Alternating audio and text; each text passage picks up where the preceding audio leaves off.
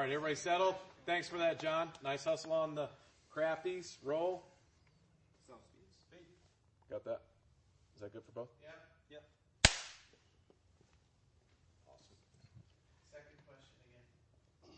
Well, the last question we were just on, Greg, was aside from financial stability, the things you always think about that keep you up at night. What gets you going aside from that, from a motivation standpoint? What really motivates you to do what you do versus something else? Yeah. DJ on the radio. Yeah. Yeah, the business aspect is tough. It's challenging, and especially healthcare has been somewhat volatile and unpredictable. But what's just outstanding is the ability to see our people grow, to grow professionally and to grow personally.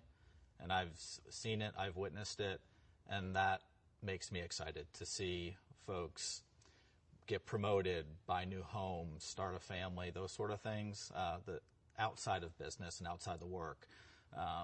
They drive great results. Those are almost sometimes given. It's the other things that I see that really inspires me and gets me excited to come to work. Let's stay on that thread of you talked about their career and their growth. Let's talk about your career and your growth a little bit. It takes back to when you graduated from college, and take us up to today in any way you want to. Yeah. In your words. I was probably the typical college grad. Didn't know what I wanted to do and with my life, but I knew that I wanted to get involved in a company that I had a career path, and if I worked hard and I executed, I would be successful. And so I started in the housekeeping division, working second shift in an inner city hospital in Philadelphia, and quickly executed in small little ways.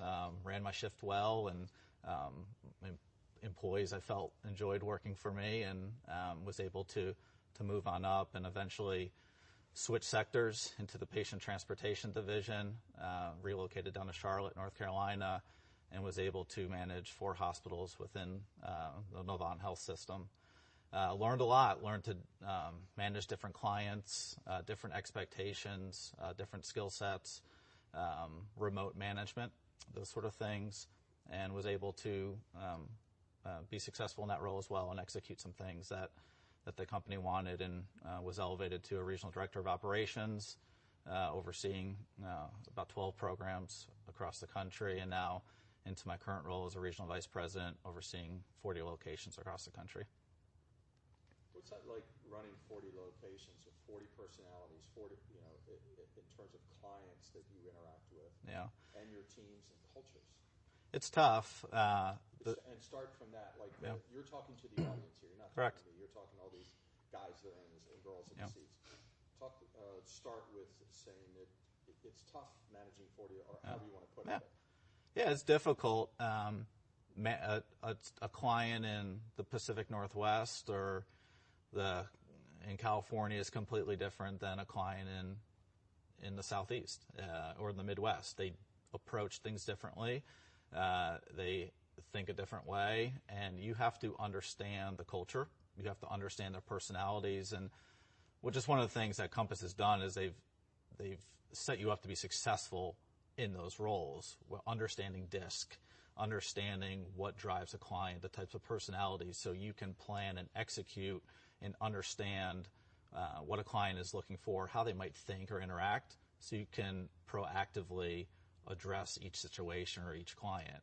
So whether it's a client in the Northwest or Southeast or Midwest, we have a pretty good understanding of how they're going to think and how they're going to execute, and we kind of mirror that, and that's been successful for me. Would you say, and I want it in your words, would you say that it's, and you'll need to start it by saying, I would describe it as, or however, you're teeing it up, would you say that it's almost like your secret, what I'm hearing is that you need to be able to throw a switch when you go into each location or have a conversation with a different client and think about their perspective and just focus on that versus let's cut. Sorry, the bird's killing us. Okay. Keep framing your Trying to question. kill the bird, Scott. We may have to kill them. All right. Kill them. That's okay.